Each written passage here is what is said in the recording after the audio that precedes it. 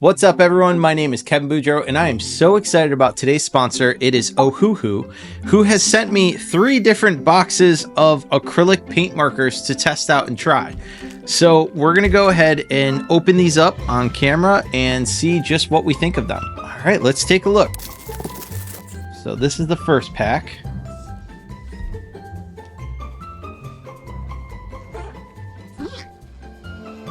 Looks like there's 24 colors in here.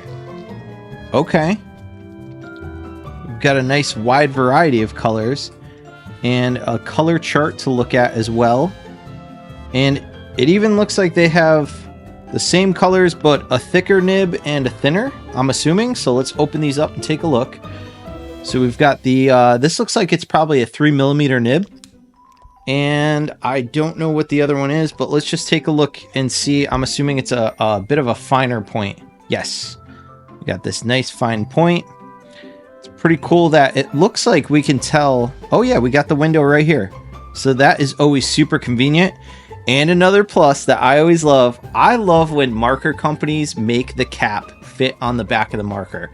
It's a simple thing, but it's super convenient so that you don't lose the cap.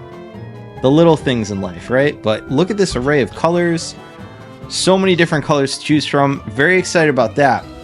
But let's open the rest. Okay, so this looks like it's 24 colors as well.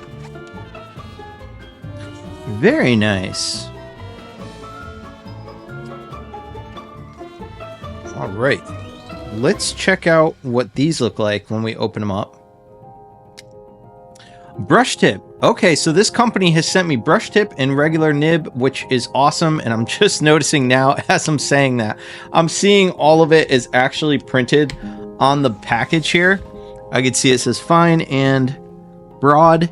And we have this last pack to open, which I can see also says brush and dot tip. So let's open this box up.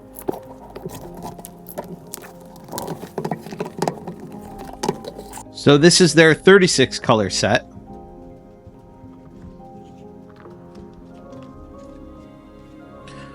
Oh, very nice. So these are double tip. We've got the broadside there. And we've got the brush tip there. So these are, it's very cool that they have so many different options. Super convenient. Let's check the bottom just to see all the colors together. So this is going to be great. We have so many different markers to test out. Let me just open all these at once to see. We've got all these colors to choose from. Okay, so for my project for this, I decided I'm going to work off one of my sketches. Eventually, I will do a tour of this entire sketchbook, but I'm going to show you the one that I want to work on for now. I want to focus on this character here. I'll put it on this so that you guys can see a little more clear.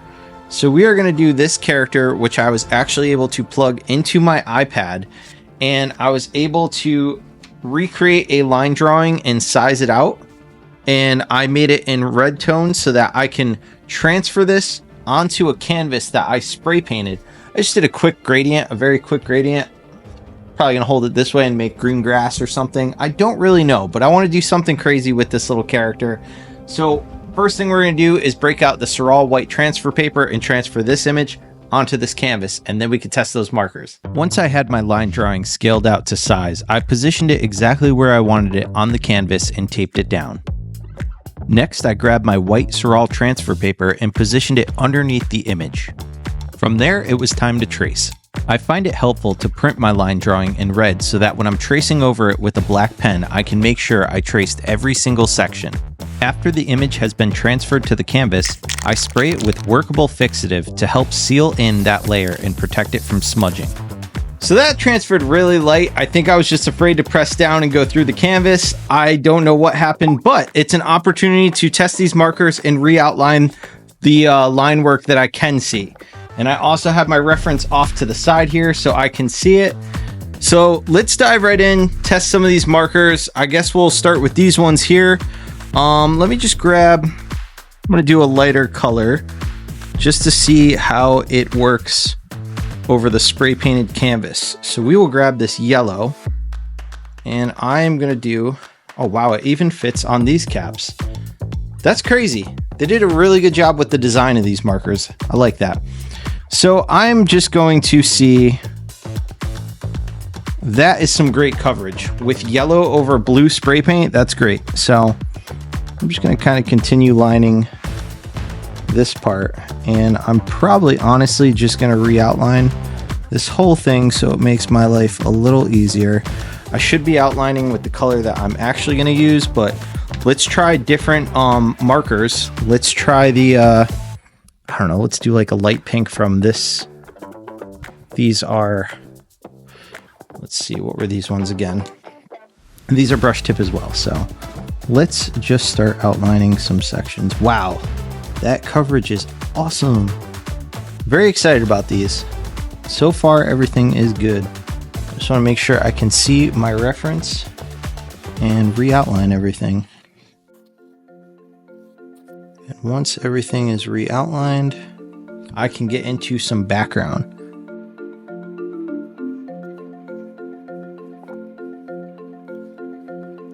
All right, let's try the other markers real quick. So this was the last set here. I'm gonna grab a similar color here. So these things, we just gotta prep them. You can see right here has the little directions. It looks like it says shake and then press down and start drawing and then recap. So I've got some test paper off to the side here. Just gonna prep it. That worked immediately. Look at how thin. You can get such thin lines with this. I mean, that's impressive. And if you hold it on its side, a little thicker, but yeah, I mean, I'm digging these so far. This will be really fine for really good for fine detail work. And again, look at that coverage over the blue on the canvas. That's great.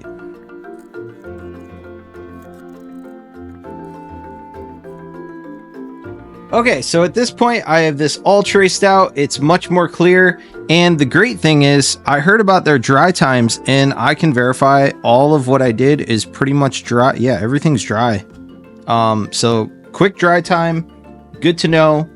Now we can dive right in and get some background going on. Also, I realized what went wrong. So looking at my reference photo here, I had the paper too thick. It was doubled up to transfer the whole image when I enlarged it. So because of that, it was too thick to transfer the pressure of the pen through to the canvas. So if you guys are able to transfer with just one sheet of paper, it is much better. At least I figured it out. So at this point, we're just going to go to the overhead camera and start adding in some background. The first part of the background I'd like to start with is the sky. And to do that, I'm going to add some clouds. If you've never seen any of my acrylic marker painting videos, I tend to like to use Q-tips to just try to see what I can get away with a little bit of blending. Now, of course, you do not need to do this. This is just how I paint. I like to see if I can blend or not. And with these markers, I was having a lot of fun doing the blending. I found that blending areas makes the artwork look a little more three-dimensional. There's nothing wrong with two-dimensional at all, so it just really depends on what your preference is. I was having a lot of fun adding the background in with these markers. I was able to lay down a mid-tone or a darker tone and then layer a slightly lighter tone on top of that and blend them together. I repeat this process throughout my entire painting. You'll also notice I'm using a hairdryer to help speed up the dry time. There is a super quick dry time, but I'm just too scared to smudge any of the paint, so I'm doing it as a precautionary measure. And once all of my background is laid in, it's finally time to start coloring in the character. But let's talk a little bit about this character that I created. My goal for this character was to just have fun. I didn't want to worry about looking up reference or trying to figure out, is this character going to be a dinosaur, a reptile, an amphibian?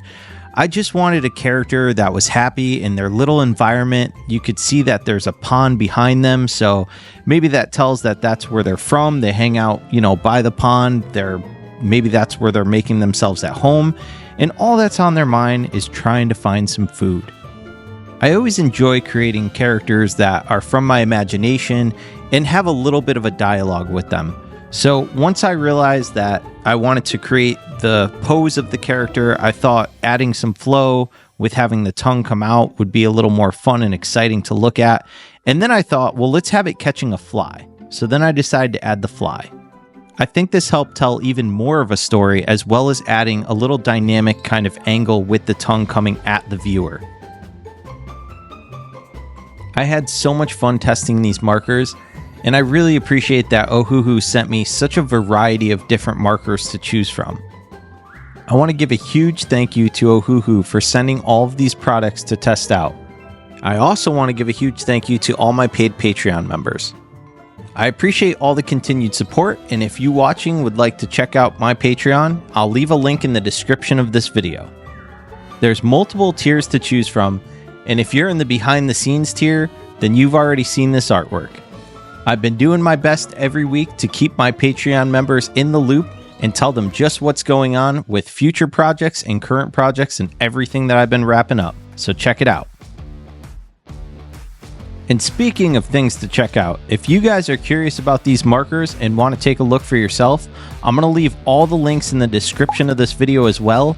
And they also were nice enough to give me a coupon code that I'm going to leave in the description of this video that gets you 10% off your purchase. The coupon code is KBooArt10 and it expires in 6 months from the release date of this video. Now let's take a closer look at the final creation.